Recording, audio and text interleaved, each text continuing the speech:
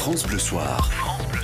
Excellente soirée à vous, merci d'être avec nous, c'est France Bleu Soir Magazine jusqu'à 21h, la journée s'est peut-être passée un petit peu difficilement, vous avez un coup de mou, eh bien ça tombe bien, 20h30, chaque soir Pascal Atenza décape l'actu, ça va repartir, vous allez voir, chaque jour connaît son nouveau scandale. Pascal, aujourd'hui c'est le trajet en avion du Premier ministre qui a coûté 350 000 €. Oui, 350 000 €, ce gouvernement, on dirait le calendrier de l'Avent. Hop, tous les jours, t'ouvres une fenêtre et t'as un nouveau scandale. Et ce sera comme ça jusqu'au 25 décembre. Joyeux Noël, les pauvres! Alors donc, 350 000 €, ça représente quoi? Pour savoir exactement ce que ça coûte, il faut évidemment convertir et indexer cette somme au prix du paquet de pâtes, puisque vous le savez, les députés En Marche ne mangent que des pâtes.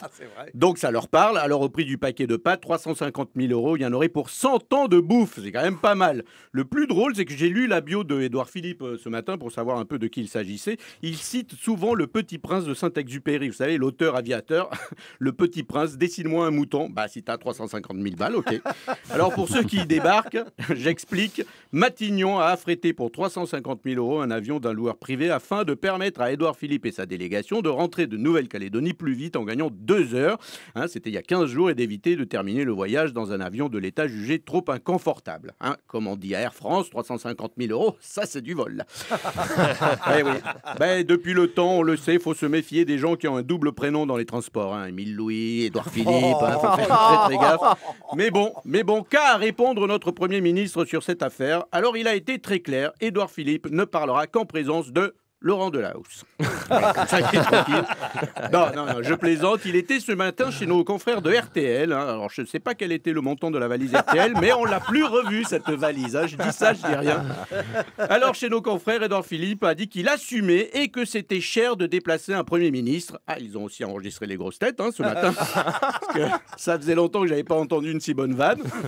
Alors, il faut quand même savoir que l'avion de l'État, c'est un peu comme une classe éco. Pour résumer, Édouard Philippe, il aurait eu l'impression de voyager en avion avec Gérald Darmanin, vous le savez, le pauvre du gouvernement, celui qui n'a qu'un compte à la poste avec 8 000 €, ça c'est pas possible.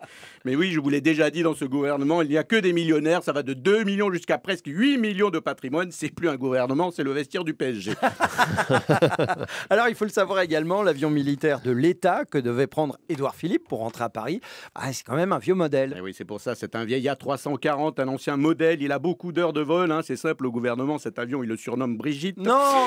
C'est vous dire s'il en est au compteur. Et bien sûr, personne ne veut monter dans Brigitte. En plus, c'est de l'aviation. Oui, bien sûr. Ouais. En plus, Édouard Philippe se défend très mal. Il dit que c'est cher de déplacer un Premier ministre. Alors ok, mais bon, comme ils ont plafonné les prud'hommes, c'est moins cher de virer un Premier ministre. Il faudra y penser. Manu, si tu nous écoutes.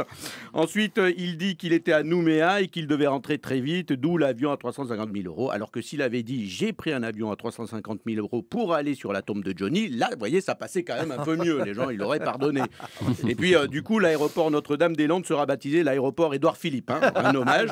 Et enfin, je crois savoir que Macron n'était pas au courant de cette affaire. Et là, quand il va le savoir, alors je conseille à Édouard Philippe de se faire discret tout petit. Et justement, comme Édouard Philippe connaît bien, au cas où Macron essaierait de le joindre, c'est plus sûr son portable en mode avion. Oui, Pascal Atenza décape l'actu. Merci Pascal. Merci à Très vous. bon petit billet, bravo. Mais c'est gentil, merci. Vous irez loin, peut-être pas en avion. Au prix où ça coûte. Oui, ça m'étonnerait.